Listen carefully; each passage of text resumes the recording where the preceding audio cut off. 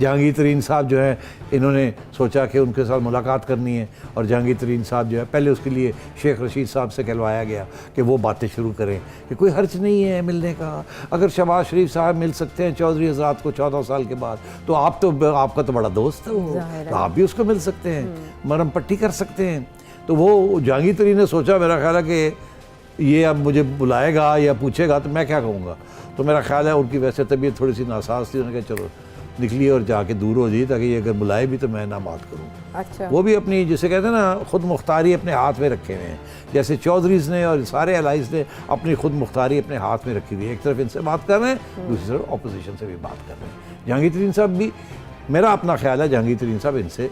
کچھ لینے دینے کی بات نہیں کریں گے،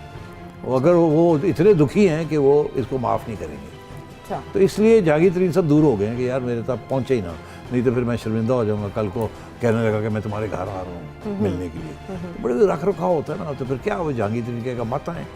اتنا اس کو افسوس اور غصہ ہے ان پہ کہ اس نے میرے ساتھ کیا ہے۔ تو اب بات یہ ہے کہ یہ سچویشن ہے اس وقت عائشہ، یہ کمزوری کا نشان ہے۔ یوٹیوب پر گوگلی نیوز دیکھنے کے لیے youtube.com کی سرچ بار میں googly news T V type کریں۔ گوگلی نیوز کے پیج پر سرخ رنگ کے سبسکرپشن والے بٹن پر کلک کرنا نہ بھولیے۔ یوٹیوب پیج پر اپلوڈ ہونے والی ویڈیوز سے باخبر رہنے کے لیے بیل آئیکن پر کلک کیجیے۔ آپ کو ہر نئی ویڈیو کے بارے میں نوٹیفیکیشن موصول ہو جائے گا۔